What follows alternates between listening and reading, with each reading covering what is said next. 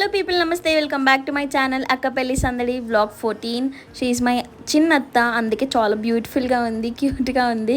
So మా చిన్నత్త వాళ్ళ చిన్న పాప ఏమే చైత్రిక, తిను కూడా చాలా అంటే చాలా బాగా డాన్స్ చేస్తుంది.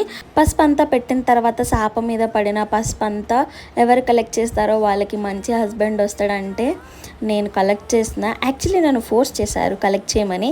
సో ఓకే, మనకు కూడా మంచి హస్బెండ్ వస్తే మంచిదే కదా అని కలెక్ట్ చేస్తున్నా.